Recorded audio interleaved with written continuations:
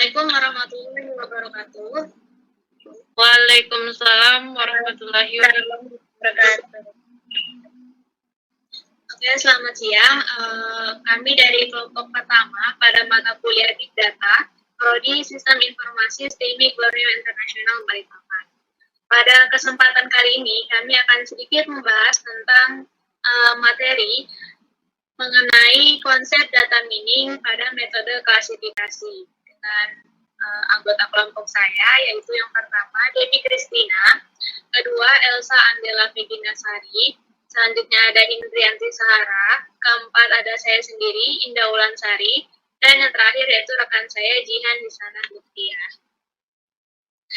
Adapun topik diskusi akan kami paparkan pada materi kali ini, yaitu pertama mengenai apa itu data mining, kedua apa itu metode klasifikasi pada data mining, yang ketiga apa tujuan dari dibuatnya metode klasifikasi data mining ini, yang keempat apa saja macam-macam algoritma klasifikasi data mining, dan yang kelima kami akan sedikit memaparkan tentang apa saja contoh kasus dari penerapan metode klasifikasi data mining.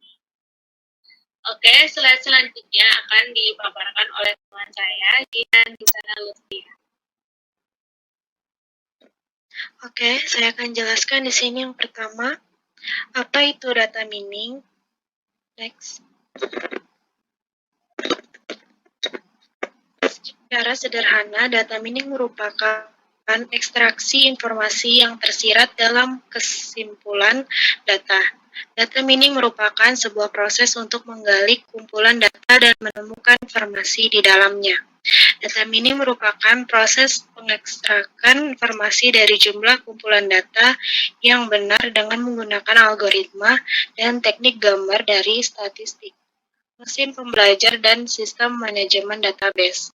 Data mining yang disebut juga dengan knowledge discover in database adalah sebuah proses secara otomatis atas pencarian data di dalam sebuah memori yang amat besar dari data untuk mengetahui pola dengan menggunakan alat seperti klasifikasi.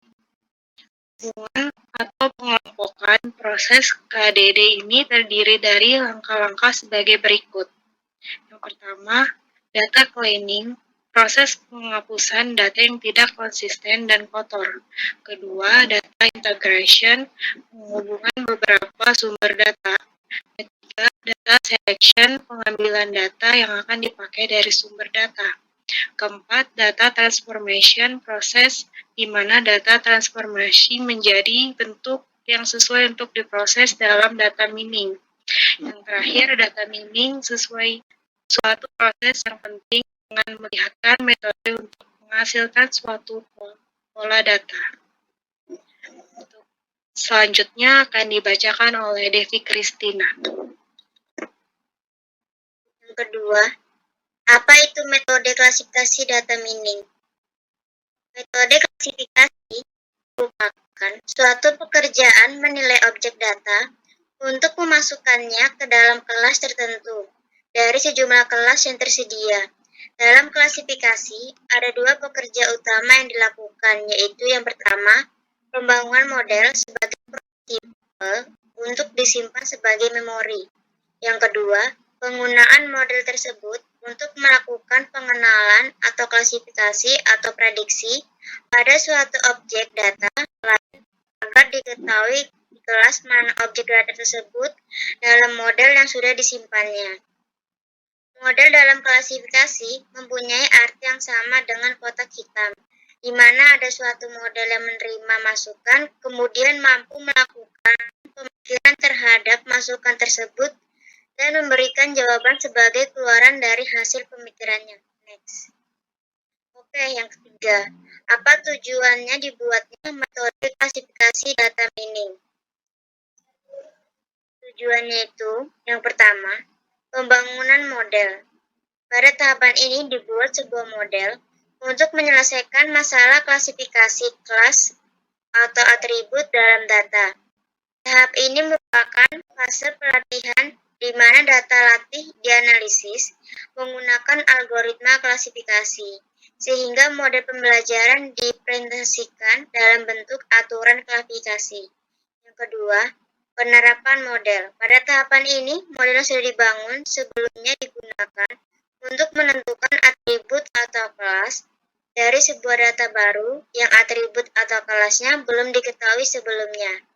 Tahap ini digunakan untuk memperkirakan keakuratan aturan klasifikasi terhadap data uji. Jika model dapat diterima, maka aturan dapat diterapkan terhadap klasifikasi data baru. Selanjutnya akan dibacakan oleh Elsa. Yang keempat adalah apa saja macam-macam algoritma klasifikasi data mining. Next. Ini adalah Naive-Bayes classifier, merupakan sebuah metode klasifikasi yang berakar dari Bayes. Ciri utama dari Naive-Bayes classifier adalah asumsi yang sangat kuat atau naif akan independensi dari masing-masing kondisi atau kejadian.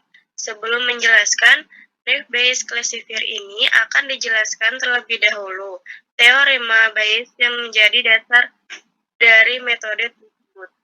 Yang kedua, support vector machine, yaitu CVM, adalah metode learning machine yang bekerja atas prinsip struktural reach minimization atau SRM dengan tujuan menemukan hyperplane terbaik yang memisahkan dua buah kelas pada input space. Support vector machine pertama kali salah satu pada tahun 1992 sebagai rangkaian harmonis konsep-konsep unggulan dalam bidang pattern recognition. Next. Yang ketiga ada decision tree, yaitu algoritma yang paling banyak digunakan untuk masalah klasifikasi. Sebuah decision tree terdiri dari beberapa simpul, yaitu threshold, Dean leaves. Yang keempat ada jaringan saraf tiruan, informasi yang terinspirasi oleh sistem sel saraf biologi sama proses informasi. Yang kelima ada fuzzy, yaitu logika kabur atau mengandung unsur ketidakpastian. Logika ini dikembangkan pada tahun 1960 di Amerika. Saat ini logika fuzzy sudah banyak digunakan di negara-negara maju, terutama di Jepang. Logika terdapat mengendali pada berbagai alat, misalnya pendingin ruangan dan mesin cuci. Logika ini memang cenderung lebih praktis untuk digunakan karena sederhana, mudah dimengerti, fleksibel, serta lebih baik dan hemat. Akan dengan Hindrianti Sahara.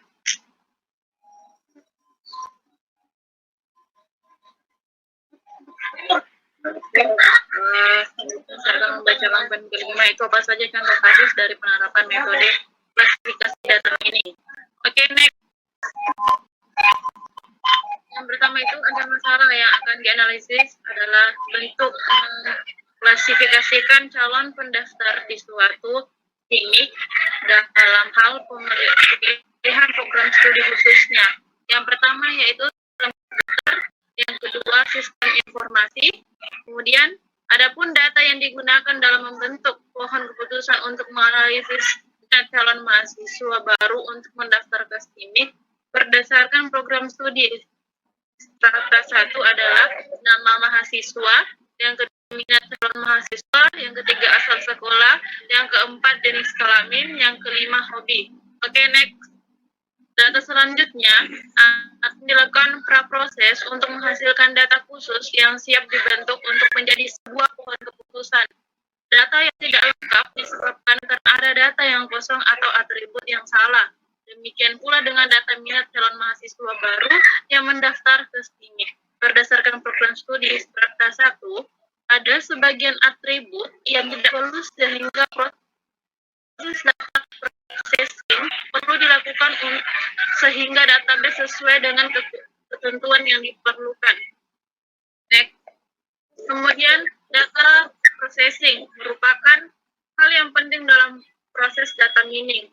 Hal yang termasuk antara lain data submission, data minat calon mahasiswa atau mahasiswi baru yang terdaftar ke STIMIK berdasarkan program studi strata 1 tersebut akan menjadi data kasus dalam proses operasional data mining.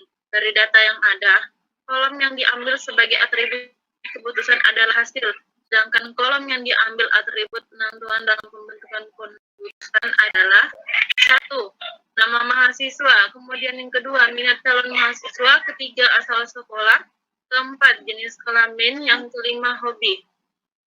Ini, oke, di sini ada data mining. Data diterapkan untuk menambahkan atribut yang hilang atau kosong dan merubah data yang tidak konsisten. Kemudian ada data transmission. Dalam proses ini, data ditransferkan ke dalam bentuk yang sesuai untuk proses data mining. Kemudian yang selanjutnya ada data reduction. Data yang dilakukan dengan menghilangkan atribut yang tidak diperlukan sehingga ukuran dari database menjadi kecil dan hanya menyertakan atribut yang diperlukan dalam proses data mining karena akan lebih efisien terhadap data yang lebih kecil. Oke, akan dilanjutkan oleh Saudari Indah Wulansari.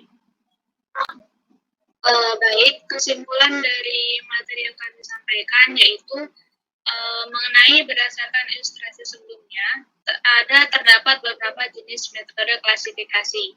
Setiap metode mempunyai karakteristik tertentu, termasuk kelemahan dan kelebihan masing-masing pendekatan. Berdasarkan kelemahan dan kelebihan tersebut, dapat dijadikan pertimbangan untuk memilih metode yang sesuai dengan macam data yang akan diolah. Kedepannya, metode klasifikasi ini akan digunakan untuk berbagai macam tipe data. Salah satunya yaitu untuk mengenali suatu genre musik. Genre merupakan kategori dari bentuk seni, dan kata tersebut digunakan untuk menyebut subset dari film, televisi, show, bahkan musik yang sesuai dengan kriteria. Pengklasifikasian genre musik secara otomatis akan dapat menggantikan klasifikasi secara manual, sehingga pengklasifikasiannya tidak lagi bersifat relatif. Baik, cukup sekian dari materi yang kami tawarkan kepada rekan sekalian. Kurang lebihnya kami mohon maaf. Wassalamualaikum warahmatullahi wabarakatuh. Warahmatullahi wabarakatuh.